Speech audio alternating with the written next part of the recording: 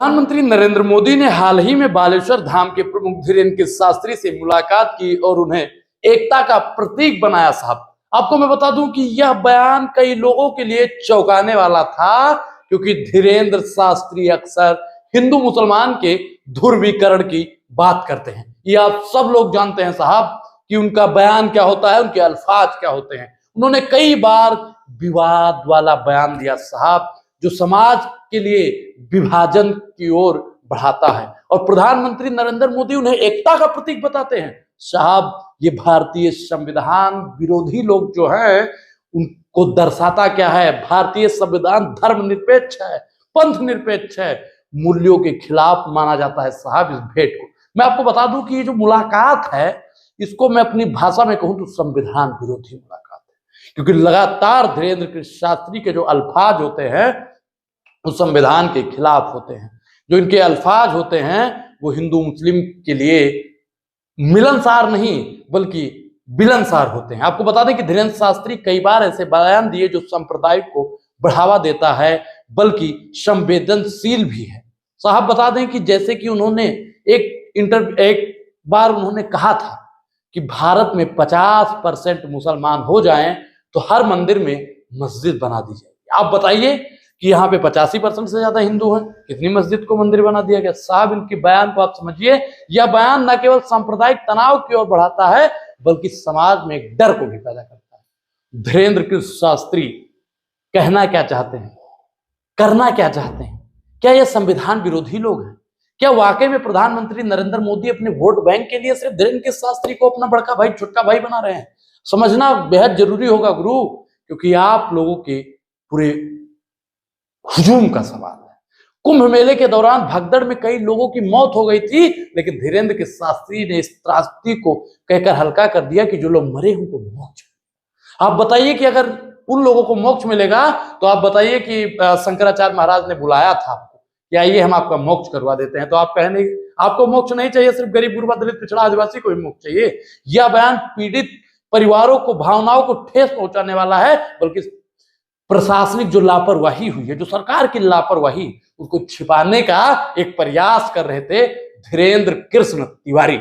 धीरेन्द्र तिवारी साहब कितना विवादित बयान देते हैं आप सब जानते हैं, लेकिन जो इनके तनाव भरे बयान होते हैं, जो इनकी मंशा है, वो जानना बेहद ही जरूरी है। वो हिंदू समाज की एकजुटता की बात करते हैं, लेकिन इसके बावजूद बयानों में जाति भेदभाव और समाज में विभाजन की झलक साहब साफ साफ मिलती है। ये आप सब लोग जानते हैं। धीरेन्द्र कृष्ण शास्त्री कई ऐसे चमत्कारिक दावे करते हैं जिससे साहब वैज्ञानिक दृष्टिकोण को के भी खिलाफ और अंधविश्वास और पाखंड को भी वे बढ़ावा देते हैं।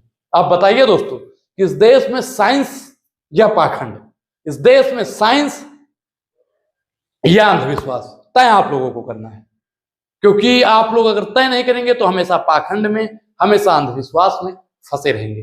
जब हमारा देश वैज्ञानिक दृष्टि की ओर बढ़ रहा है उस समय पाखंड चल रहा है। साहब, आपको मैं बताऊं कि प्रधानमंत्री मोदी इस देश के सबसे प्रभावशाली नेता हैं और उनका हर बयान या कदम राजनीति और समाज पर गहरा प्रभाव डालता है। जब किसी विवादित व्यक्ति से मिलते हैं तो एकता का प्रतीक बताते हैं। आप बताइए कि जो हिंदू मुसलमान का 24 घंटा चना फोड़ता हो उसको आप एकता का प्रतीक बता सकते हैं? शर्म आनी चाहिए आपको, शर्म आनी चाहिए। साहब, एक बड़ी राजनीति और सामाजिक बहस पर विषय बन जाता है। सवाल यह उठता है कि प्रधानमंत्री धीरेन्द्र तिवारी का समर्थन करने की आखिर ऐसी क्या मजबूरी थी, आखिर आवश्यकता क्यों पड़ी? दोस्तों, आप लोग मुझे जरूर बताइए कि आखिर आवश्यकता क्या थी धीरेन्द्र तिवारी का प्रधानमंत्री जी को समर्थन करने का? आखिर क्यों किए समर्थन? क्या यह चुनावी रणनीति है? साहब, आप बताइए। ऐसा माना जाता है कि प्रधानमंत्री ने ऐसा माना जाता है कि प्रधानमंत्री यह कदम हिंदू वोट बैंक को मजबूत करने के लिए उठाया है। आप सोचिए कि अगर ऐसा कुछ होता है तो क्या मुसलमानों का वोट नहीं चाहिए? इस देश में हिंदू मुस्लिम गंगा जमुनी तहजीब की बात की जाती है, भाईचारे की बात की जाती है, एकता की बात की जाती है, लेकिन इनके जो उग्रवादी हिंदू राजनीति का हिस्सा है, भारतीय जनता पार्टी लंबे समय से हिंदू राष्ट्रवाद को बढ़ावा देने के आरोप का सामना कर रही है। लेकिन साहब, अब ये सिद्ध भी हो रहा है कि जिस प्रकार से धीरेन्द्र तिवारी से नरेंद्र मोदी जी मिले और उन्होंने एकता का प्रतीक बनाया और छोटा भाई बनाया, तो इससे स्पष्ट क्या होता है कि संविधान और धर्मनिरपेक्षता पर सवाल खड़ा हो रहा है। क्या प्रधानमंत्री नरेंद्र मोदी की शपथ जो संविधान के लिए थे लोगों को समर्थन कर सकते हैं? आप बताइए कि क्या प्रधानमंत्री की शपथ जो धर्मनिरपेक्ष के खिलाफत वाले बयान है उस पर यह सब क्या दर्शाता है? आप सोचिए, गुरु क्या हो रहा है इस देश में, किस प्रकार का माहौल बनाया जा रहा है। इस मुलाकात को लेकर भारतीय समाज में एक साहब गिरी हुई जो सोच है उसको बढ़ा रही है। जो लोगों के अंदर जुनून था, सोचने की शक्ति है, उससे साफ स्पष्ट होता है कि प्रधानमंत्री पर साहब कई सवाल भी खड़े हो रहे हैं। हाल ही में कई घटनाओं का उल्लेख किया जो दर्शाती है साहब कि समाज किस तरह के धार्मिक कट्टरता की ओर बढ़ रहा है। अंधविश्वास और पाखंड की ओर राजनीति से ध्रुवीकरण किया जा रहा है। साहब कैसे भोले भाले लोगों को राजनीति का ध्रुवीकरण का शिकार बनाया जा रहा है, ये आप कभी सोचे हैं? नहीं सोचेंगे। क्यों? क्योंकि आपको सोचने का मौका ही नहीं मिला। दलित, पिछड़ा, किसान, आदिवासी को सोचने का कभी मौका ही नहीं मिला साहब। फिल्म छावा और अकबर रोड पर साहब पेशाब करने की घटना भी आपने देखी होगी। कुछ कट्टरपंथी युवाओं ने साहब, जिनको कट्टरपंथ बना दिया गया है, जिनको साहब सोचने की शक्ति को समाप्त कर दिया गया है, छत्रपति शिवाजी महाराज पर आधारित छावा देखने के बाद में दिल्ली के अकबर रोड पर साइन बोर्ड पर साहब पेशाब किया। आपने वो वीडियो देखा होगा, सोशल मीडिया पर साहब तूफान की तरह वायरल हो रहा है। यह घटना बताती है कि किस प्रकार का इतिहास और धर्म का दुरुपयोग करके लोगों को भड़काया जा रहा है। आखिर कब तक गुरु, जो मासूम लोग हैं, उनको कब तक भड़काया जाएगा? कब तक उनको आग में सुलगाया जाएगा? कब उनके रोजगार की बात की जाएगी? नहीं की जाती है।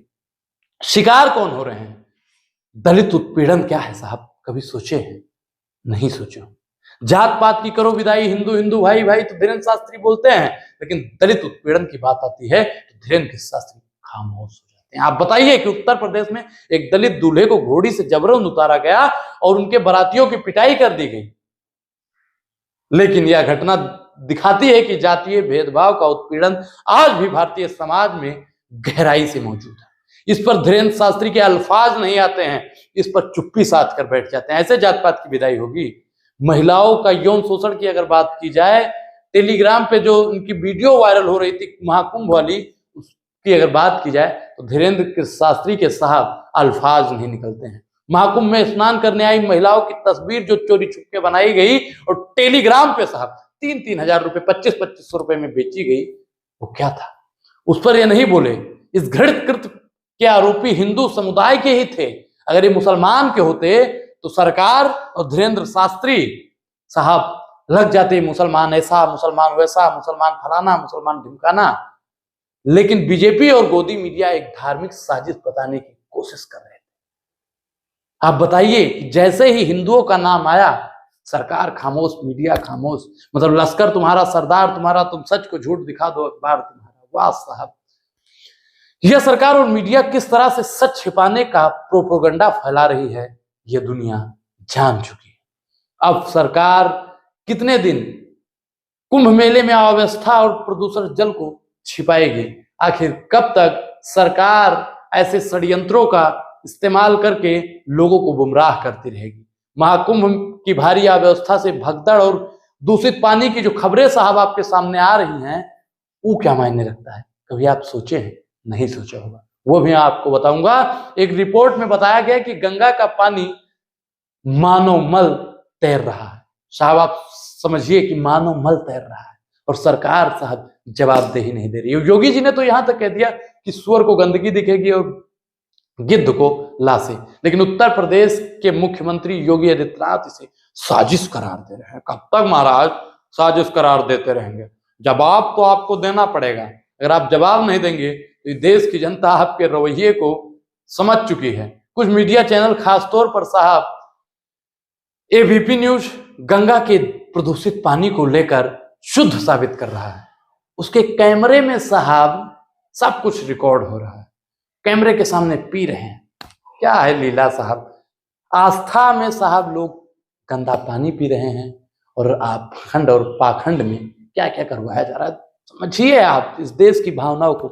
यह दिखाता है कि कैसे मीडिया सत्ता पक्ष के समर्थन करके सच छिपाने की कोशिश कर रही है। इस पूरी बातचीत पर आपकी क्या प्रतिक्रिया, अपनी प्रतिक्रिया जरूर दें। बहुत बहुत धन्यवाद।